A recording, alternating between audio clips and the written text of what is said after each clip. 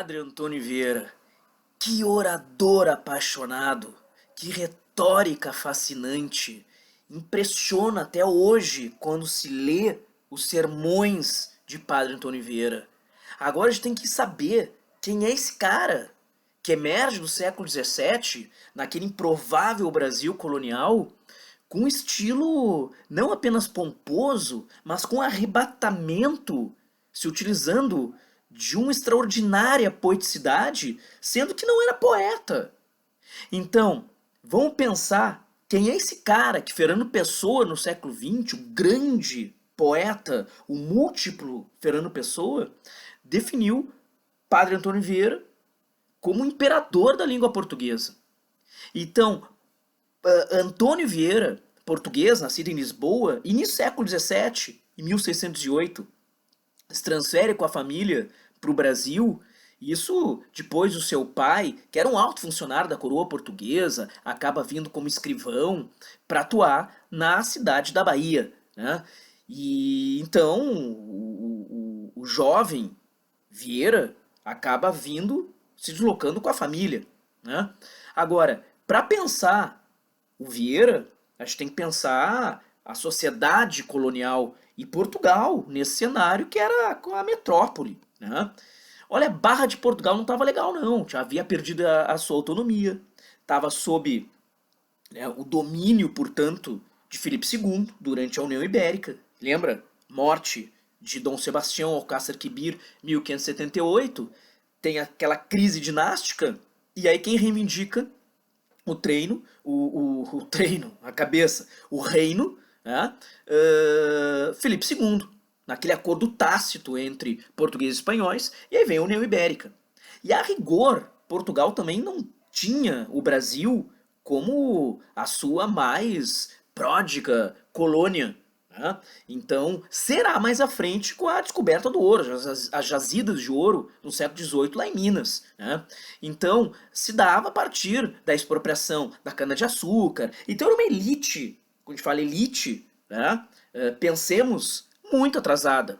Uma base, sobretudo, de letramento, né, em que os filhos daqueles agroboys do século XVII, lá da cana-de-açúcar no Nordeste brasileiro, sobretudo aquela dobradinha Pernambuco-Bahia, Recife, Cidade da Bahia, mandavam seus filhos estudar.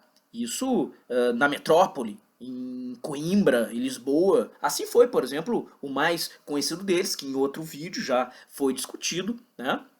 O Gregório de Matos Guerra, o nosso Boca do Inferno, o genial Boca do Inferno. Agora, o menino Vieira, nascido em 1608, provavelmente chegando aqui, né, com seus 14 anos, por aí, ele não tinha como fugir, como ninguém tinha como fugir, ao ensino dos jesuítas, a Companhia de Jesus.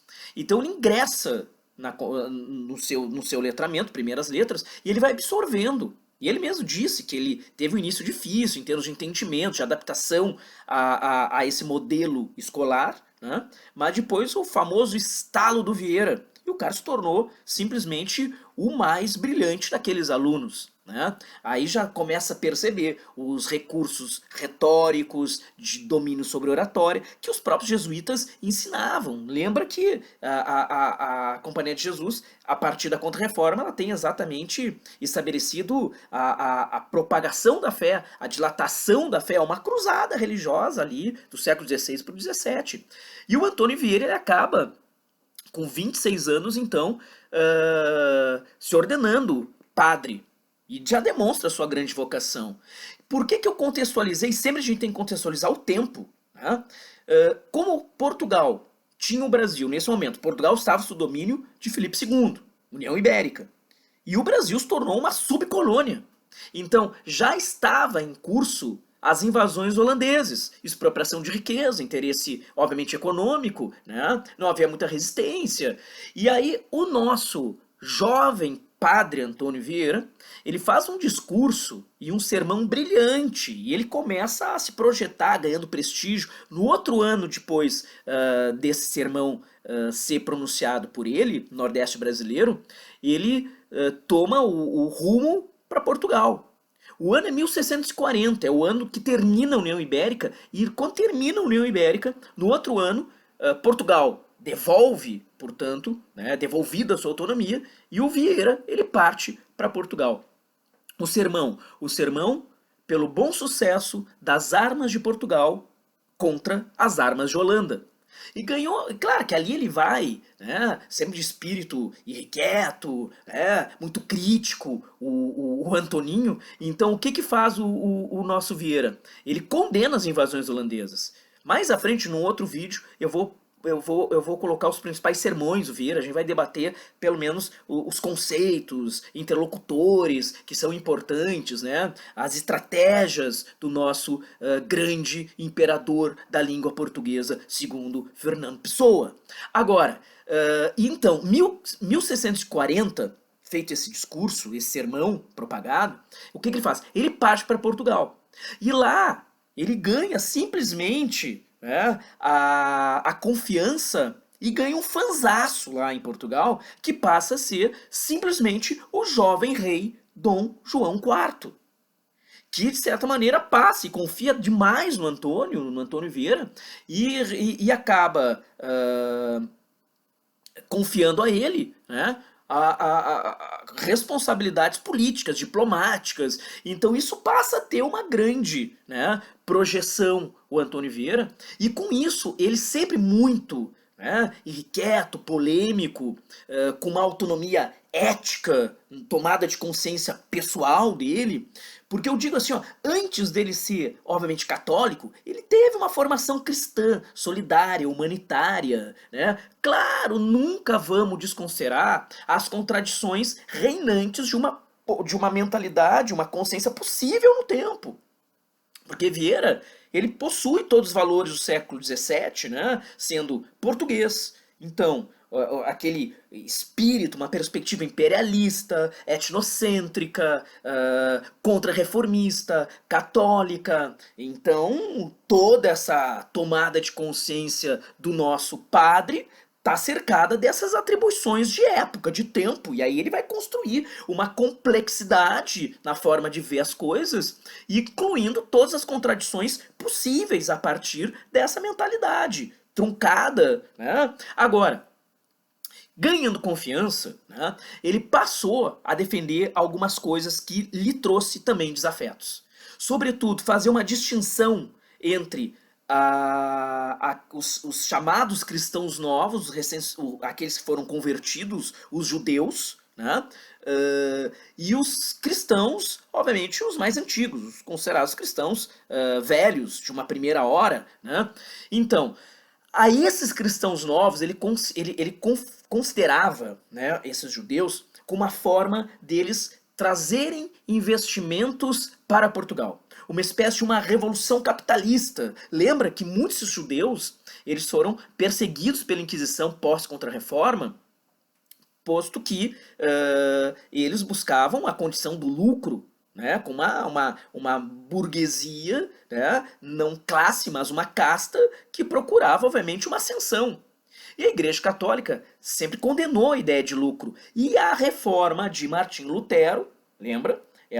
Esse é um dos aspectos que ela não condena a reforma protestante, ela liberou o lucro. Então, muitos judeus foram perseguidos pela Inquisição, né, pelo Tribunal do Santo Ofício. Então tem essa condição da conversão, já, os cristãos novos. Ele passou a defender os cristãos novos, fazendo essas distinções, e passou a ter muitos problemas em Portugal. Né? Agora, isso, ele tem algumas idas e vindas ao Brasil, né?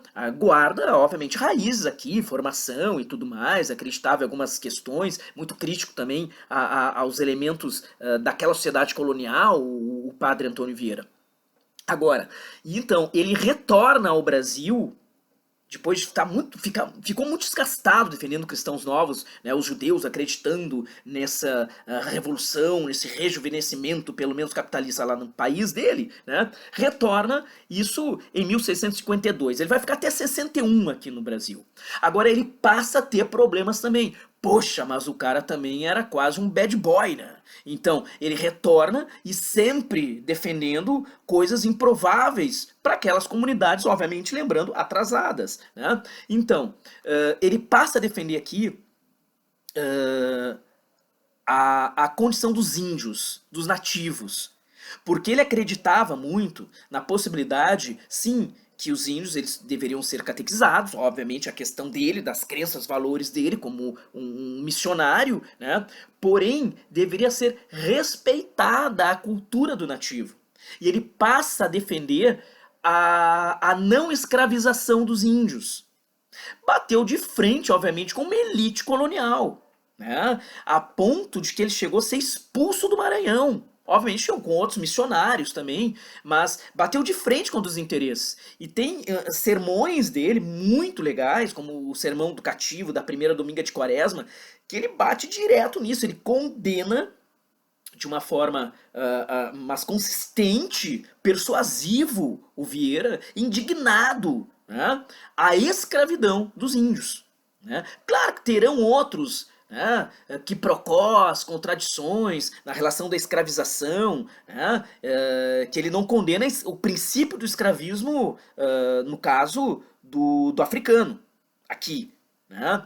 Coisa que a gente vai discutir um pouco mais à frente, mas é contraditório. Mas o que ficou e pesou demais essa questão para ele retornar mais uma vez, digamos, num exílio involuntário. Ele não queria, mas ele tem que partir. Né? Então, sempre esse elemento, a crítica do Vieira, o olhar crítico, se deve a valores na sua formação religiosa, humanitários, valores cristãos, valores buscando um processo de solidariedade ao outro. Havia uma empatia em Antônio Vieira. Tá? Então ele retorna para Portugal, depois de ser estada ao Brasil, segundo a estada aqui, em 61, então ele retorna para Portugal. Sendo quando ele retorna em Portugal, o faixa dele, né, o jovem rei, o Dom João IV, já havia falecido, ele faleceu em 56. E aí o que que acontece? Ele ganha um outro problema, gente. Olha, mas o homem ele criava problemas para si. Né? A rigor, ele era sebastianista, o Padre Vieira. Ele tem uma produção voltada para isso, cartas, ele tem obra também, produziu exatamente, só que ele vai adequando um Sebastião, porque o sebastianismo, para lembrar, né, com a morte de Dom Sebastião em Alcácer Quibir, o que motivou a crise dinástica que gerou a União Ibérica, a crença mística legítima dos portugueses, né, de que Dom Sebastião não morreu. Na verdade, eles chuparam aquele mito arturiano, né, portanto, rei Arthur e tudo mais, que acaba sendo, né, portanto, as brumas, né, não morre, ele vai retornar e vai reconstruir, né, portanto, aquele país. Os portugueses, na cara de pau, chuparam o mito arturiano, e aí o Dom Sebastião virou uma névoa, é o encoberto, né, e a crença que ele vai ressuscitar, e ele vai reconstruir Portugal como um grande império no Ocidente. Então já havia a possibilidade de construção de um quinto império. Isso é a condição das dinastias portuguesas. Só que o que faz o Antônio Vieira? A igreja não vai poupar ele, mesmo sendo padre. Ele vai ser denunciado pela Inquisição e vai acabar sendo, no caso, perseguido, julgado, preso e condenado. Ele vai ser condenado a não mais propagar a fé, a não mais defender as suas ideias. Ele não vai...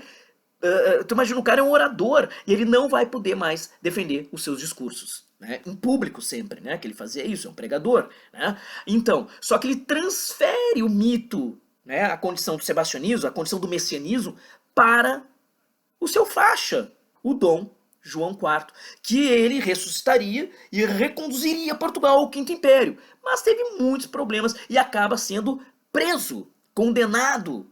Por isso, foi denunciado pela Inquisição. Por que incomodou tanto a igreja? Porque, cara, Messias é Cristo. Não pode ser um rei.